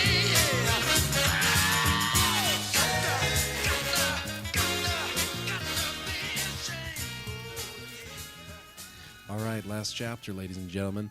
Chapter 7. I'm thinking of the Alta Loma Hotel, remembering the people who lived there. I remember my first day there. I remember that I walked into the dark lobby carrying 2 suitcases. One of them filled with copies of The Little Dog Laughed. It was a long time ago, but I remember it well. I'd come by bus, dusty to the skin, the dust of Wyoming and Utah and Nevada in my hair and in my ears. I want a cheap room, I said. The landlady had white hair. Around her neck was a high net collar fitting tightly into like a corset. She was in her 70s, a tall woman who increased her height by rising on tiptoe and peering at me over her glasses. "Do you have a job?" she said. "I'm a writer," I said. "Look, I'll show you." I opened my suitcase and got out a copy. "I wrote that," I told her. I was eager in those days, very proud. "I'll give you a copy," I said. I'll autograph it for you." I took a fountain pen from the desk. It was dry, and I had to dip it, and I rolled my tongue around, thinking of something nice to say. "What's your name?" I asked her. She told me unwillingly. "Mrs. Hargraves," she said. "Why?" But I was honoring her, and I had no time to answer questions, and I wrote above the story, "For a woman of ineffable charm, with lovely blue eyes and a generous smile, from the author, Arturo Bandini." She smiled with a smile that seemed to hurt her face, cracking it open with old lines that broke up the dry flesh around her mouth and cheeks. "I hate dog stories," she said, putting the magazine out of sight. She looked at me from an even higher point of view over her glasses. "Young man," she said, "are you a Mexican?" I pointed at myself and laughed. "Me? A Mexican?" I shook my head. "I'm an American, Mrs. Hargraves. And that isn't a dog story either. It's about a man. It's pretty good. There isn't a dog in the whole story." "We don't allow Mexicans in this hotel," she said. "I'm not a Mexican. I got that title after the fable, you know, and the little dog laughs to see such sport." "Nor Jews," she said. I registered. I had a beautiful signature in those days, intricate, oriental, illegible, with a mighty slashing underscore, a signature more complex than that of the great Hackmuth. And after the signature I wrote, Boulder, Colorado. She examined the script word for word, coldly. "What's your name, young man?" And I was disappointed, for already she had forgotten the author of The Little Dog Laughed, and his name printed in large type on the magazine. I told her my name. She printed it carefully over the signature, then she crossed the page to the other writing. "Mr. Bandini," she said, looking at me coldly. "Boulder is not in Colorado." "It is too," I said. "I just came from there. It was there 2 days ago." She was firm, determined. "Boulder is in Nebraska. My husband and I went through Boulder, Nebraska 30 years ago on our way out here. You will kindly change that, if you please." "But it is in Colorado. My mother lives there. My father. I went to school there." She reached under the desk and drew out the magazine. She handed it to me. "This hotel is no place for you, young man. We have fine people here, honest people." I didn't accept the magazine. I was so tired, hammered to bits by the long bus ride. "All right," I said. "It's in Nebraska." And I wrote it down, scratched out the Colorado and wrote Nebraska over it. She was satisfied, very pleased with me, smiled and examined the magazine. "So, you're an author," she said. "How nice." Then she put the magazine out of sight again. "Welcome to California. You'll love it here." That Mrs. Hargraves. She was lonely and so lost and still proud. One afternoon she took me to her apartment on the top floor. It was like walking into a well-dusted tomb. Her husband was dead now, but 30 years ago he had owned a tool shop in Bridgeport, Connecticut. His picture was on the wall. A splendid man who neither smoked nor drank. Dead of a heart attack. A thin, severe face out of a heavy-framed picture, still contemptuous of smoking and drinking. Here was the bed in which he died, a high mahogany four-poster. Here were his clothes in the closet and his shoes on the floor, the toes turned upward from age. Here on the mantel was his shaving mug. He always shaved himself, and his name was Bert. That Bert. "Bert," she used to say, "Bert, why don't you go to the barber?" And Bert would laugh, because he knew he was a better barber than the regular barbers. Bert always got up 5 a.m.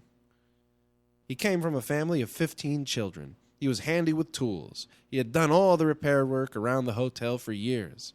It had taken him 3 weeks to paint the outside of the building. He used to say he was a better painter than the regular painters. For 2 hours she talked of Bert, and Lord, how she loved that man, even in death. But he was not dead at all. He was in that apartment, watching over her, protecting her, daring me to hurt her. He frightened me and made me want to rush away. We had tea.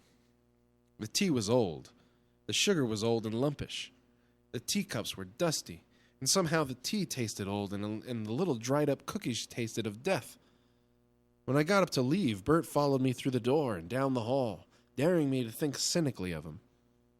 For 2 nights he hounded me, threatened me, even cajoled me in the matter of cigarettes. I'm remembering that kid from Memphis. I never asked his name, and he never asked mine. We said hi to one another. He was not there long, a few weeks. His pimpled face was always covered by his long hands when he sat on the porch of the hotel. Every night late he was there. 12 and 1 and 2 o'clock. Coming home, I would find him rocking back and forth in the wicker chair, his nervous fingers picking at his face, searching his uncut black hair. "Hi," I would say, and "hi," he would answer. The restless dust of Los Angeles fevered him. He was a greater wanderer than myself, and all day long he sought out perverse loves in the parks. But he was so ugly he never found his desire, and the warm nights with low stars and yellow moon tortured him away from his room until the dawn arrived. But one night he talked to me, left me nauseated and unhappy as he reveled in memories of Memphis, Tennessee, where the real people came from, where there were friends and friends. Someday he would leave this hated city. Someday he would go back where friendship meant something. And sure enough, he went away and I got a postcard signed Memphis Kid from Fort Worth, Texas. And then there was Heilman, who belonged to the Book of the Month Club. A huge man with arms like logs and legs tight in his pants. He was a bank teller. He had a wife in Moline, Illinois, and a son at the University of Chicago. He hated the Southwest, his hatred bulging from his big face, but his health was bad, and he was doomed to stay here or die. He sneered at everything Western. He was sick after every intersectional football game that saw the East defeated. He spat when you mentioned the Trojans. He hated the sun, cursed the fog, denounced the rain, dreamed always of the snows of the Middle West. Once a month, his letterbox had a big package. I saw him in the lobby, always reading. He wouldn't lend me his books. A matter of principle, Heilman said. But he gave me the Book of the Month Club News, a little magazine about new books. Every month, he left it in my letterbox. And then there was the red-headed girl from St. Louis, who always asked about the Filipinos. Where did they live? How many were there? Did I know any of them? A gaunt, red-headed girl with brown freckles below the neckline of her dress, out here from St. Louis. She wore green all the time, her copper head too startling for beauty, her eyes too gray for her face. She got a job in the laundry, but the pay was too little, so she quit. She, too, wandered the warm streets. Once she lent me a quarter. Another time, postage stamps. Endlessly, she spoke of the Filipinos. Pitied them. Thought them so brave in the face of prejudice. One day she was gone, and another day I saw her again, walking the streets, her copper hair catching sunbeams, a short Filipino holding her arm. He was very proud of her. His padded shoulders and tight-waisted suit were the ultimate of tenderloin fashion. But even with the high leather heels, he was a foot shorter than she. Of them all, only one read The Little Dog Laughed. Those first days, I autographed a great number of copies. Brought them upstairs to the waiting room, 5 or 6 copies, and I placed them conspicuously everywhere, on the library table, on the divan, even in the deep leather chairs, so that to sit down you had to pick them up. Nobody read them, not a soul, except one. For a week they were spread about, but they were hardly touched. Even when the Japanese boy dusted that room, he never so much as lifted them from where they lay. In the evenings, people played bridge in there, and a group of old guests gathered to talk and relax. I slipped in, found a chair, and watched. It was disheartening. A big woman in one of the deep chairs had even seated herself upon a copy, not bothering to remove it. A day came when the Japanese boy piled the copies neatly together on the library table. They gathered dust. Once in a while, every few days, I rubbed my handkerchief over them and scattered them about again. They always returned, untouched, to the neat stack on the library table. Maybe they knew I had written it and deliberately avoided it. Maybe they simply didn't care. Not even Heilman, with all his reading. Not even the landlady. I shook my head. They were very foolish, all of them. It was a story about their own Middle West, about Colorado in a snowstorm. And there they were, with their uprooted souls and sunburned faces, dying in a blazing desert. And the cool homelands from whence they came were so near at hand, right there in the pages of that little magazine. And I thought, well, it was ever thus. Poe, Whitman, Heine, Dreiser, and now Bandini. Thinking that, I was not so hurt, not so lonely. The name of the person who read my story was Judy, and her last name was Palmer. She knocked on my door that afternoon, and opening it, I saw her. She was holding a copy of the magazine in her hand. She was only 14, with bangs of brown hair and a red ribbon tied in a bow above her forehead. "Are you Mr. Bandini?" she said. I could tell from her eyes she had read The Little Dog Laughed. I could tell instantly. "You read my story, didn't you?" I said. "How did you like it?" She clutched it close to her chest and smiled. "I think it's wonderful," she said. "Oh, so wonderful. Mrs. Hargraves told me you wrote it. She told me you might give me a copy." My heart fluttered in my throat. "Come in," I said. "Welcome. Have a chair. What's your name? Of course you can have a copy, of course. But please, come in." I ran across the room and got her the best chair. She sat down so delicately, the child's dress she wore not even concealing her knees. "Do you want a glass of water?" I said. "It's a hot day. Maybe you're thirsty." But she wasn't. She was only nervous. I could see I frightened her. I tried to be nicer, for I didn't want to scare her away. It was in those early days when I still had a bit of money. "Do you like ice cream?" I said. "Would you like me to get you a milk nickel or something?" "I can't stay," she said. "Mother will get angry." "Oh, do you live here?" I said. "Did your mother read the story too? What's your name?" I smiled proudly. Of course, you already know my name. I'm Arturo Bandini." "Oh, yes," she breathed, and her eyes widened with such admiration I wanted to throw myself at her feet and weep. I could feel it in my throat, the ticklish impulse to start sobbing. "Are you sure you won't have some ice cream?" She had such beautiful manners, sitting there with her pink chin tilted, her tiny hands clinging to the magazine. "No, thank you, Mr. Bandini. How about a Coke?" I said. "Thank you," she smiled. "No." "Root beer?" "No, if you please, thank you." "What's your name?" I said. "Mine's..." But I stopped in time. "What's your name?" "Judy," she said. "Judy," I said over and over again. "Judy, Judy. It's wonderful." "It's wonderful," I said. "It's like the name of a star. It's the most beautiful name I ever heard." "Thank you," she said. I opened the dresser drawer containing copies of my story. It was still well stocked, some 15 remaining. "I'm going to give you a clean copy," I told her, "and I'm going to autograph it. Something nice, something extra special." Her face colored with delight. This little girl was not joking. She was really thrilled, and her joy was like cool water running down my face. "I'm going to give you 2 copies," I said, "and I'm going to autograph both of them." "You're such a nice man," she said. She was studying me as I opened an ink bottle. "I could tell by your story." "I'm not a man," I said. "I'm not much older than you, Judy."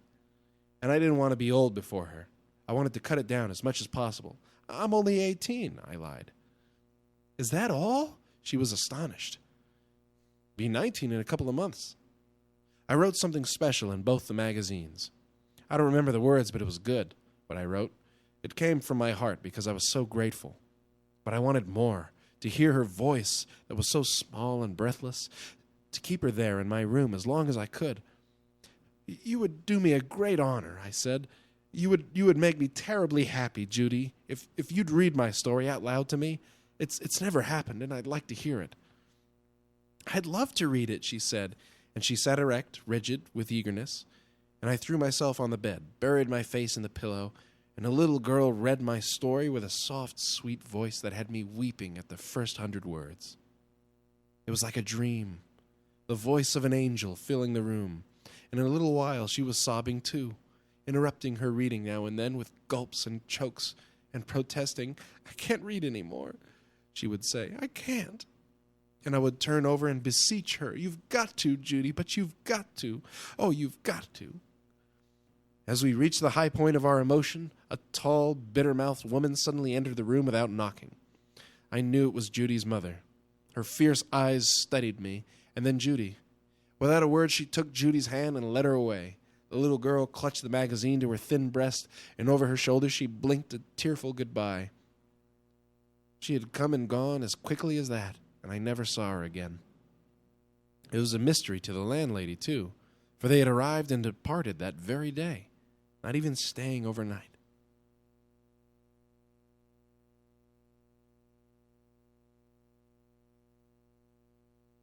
And that's enough for tonight. I just looked over at the clock just as I finished that chapter, and it is now 12:59. And I think that's my cue. Thanks for listening, ladies and gentlemen. This is DJ Johnny Morrison, Full Spectrum, killradio.org. Tune in every Monday night, 10 p.m., LA time, to hear this show.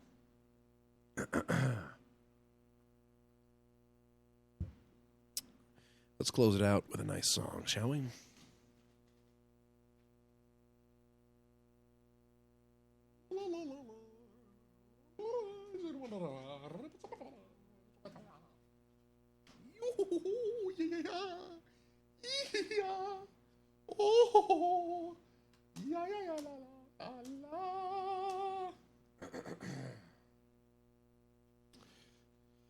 All right, then.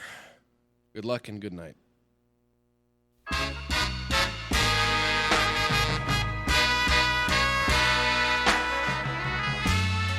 All you guys out there that can't be trusted, we girls give you our hearts and you return them all busted.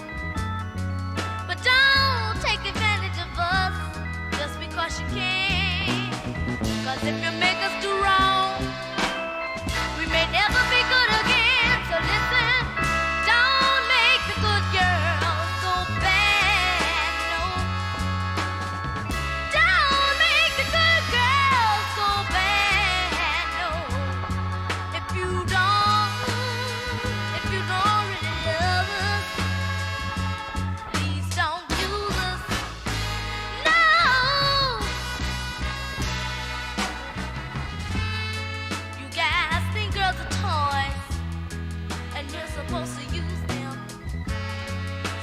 cheat and tell them lies, and you even abuse them. But girls are made to be loved, and this is plain to see. But if you lead them the wrong way, a lady they'll never be. So listen, don't make the good girls go bad, no. Don't make the good girls go bad, no. If you don't really love us, please don't use us. Don't. We're gonna make